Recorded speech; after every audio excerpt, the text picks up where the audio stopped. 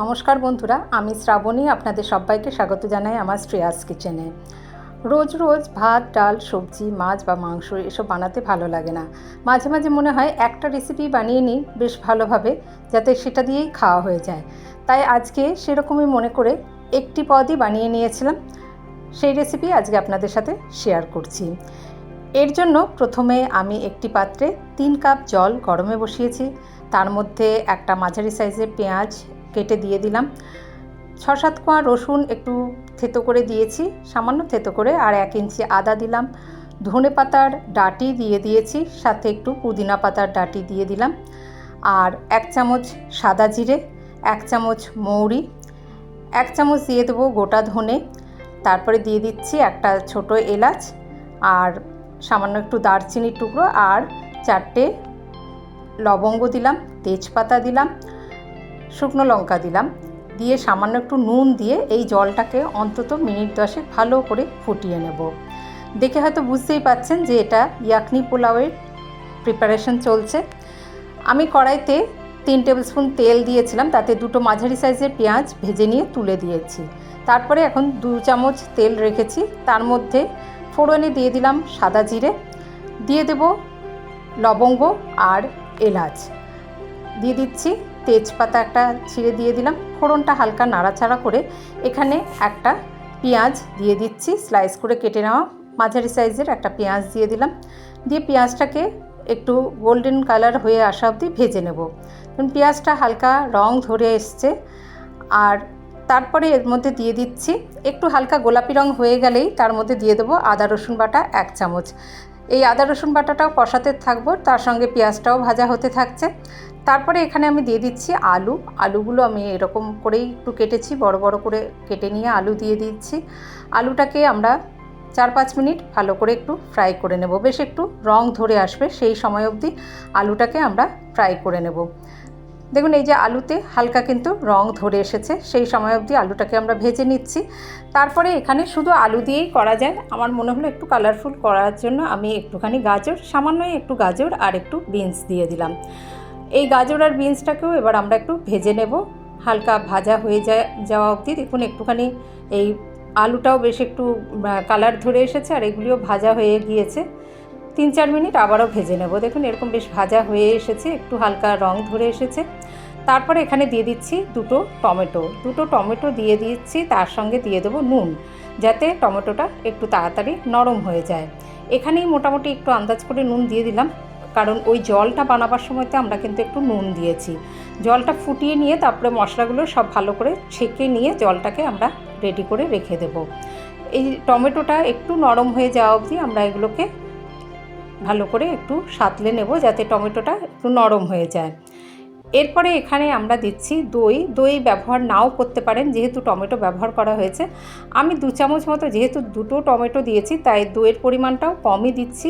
2 চামচ মতো দই দেবো। প্রথমে 1 চামচ দিয়ে একটুখানি কষিয়ে নিলাম, তারপরে আবার আরেক চামচ দিচ্ছি।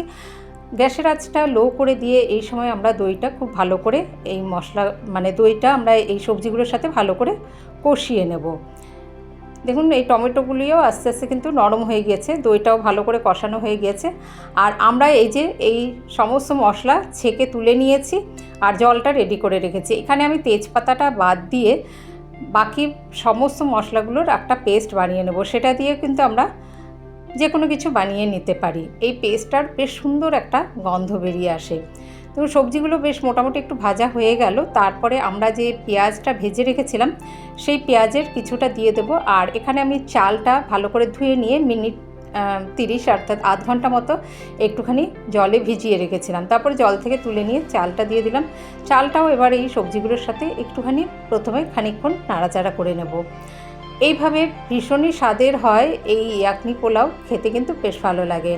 আমার চ্যানেলের নতুন বন্ধুরা যারা এখনও চ্যানেলটিকে সাবস্ক্রাইব করেননি, অনুরোধ করব চ্যানেলটিকে সাবস্ক্রাইব করে আমার পাশে থাকবেন। আপনাদের সাপোর্ট আর ভালোবাসা আমাকে এগিয়ে যেতে সাহায্য করবে। এখানে আমি 1 কাপ চাল ব্যবহার করেছি, সেই জন্য এই যে দেখুন জলটা আমাদের রেডি হয়ে এসেছে, জলটার ভীষণ সুন্দর গন্ধ বেরিয়ে আসে। জলটা দেবো আমি কিন্তু 2 কাপ থেকে কম, 2 কাপ থেকে জলের পরিমাণটা একটু কম দেব।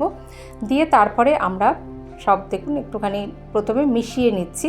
এখানে আমি 1 কাপ মতনই চাল ব্যবহার করেছি, সেজন্য জলটা কিন্তু 2 কাপ আর দেবো না, 2 কাপ থেকে একটু কমে জল দেব।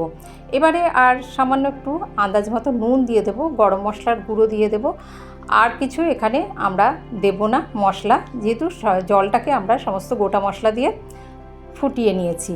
1 চামচ শুধু ঘি দিয়ে দিলাম। এবার 5 মিনিট হাই ফ্লেমে আমরা প্রথমে ফুটিয়ে নেব। 5 মিনিট পরে ঢাকা দিয়ে ফুটিয়ে নিলাম। 5 মিনিট পরে দেখুন এখনও কিন্তু অনেকটা জল রয়ে আছে। এবার গ্যাসের আঁচটা একদম কমিয়ে দেব, লো আছে। এবার দমে রেখে এটাকে আমরা বানিয়ে নেব।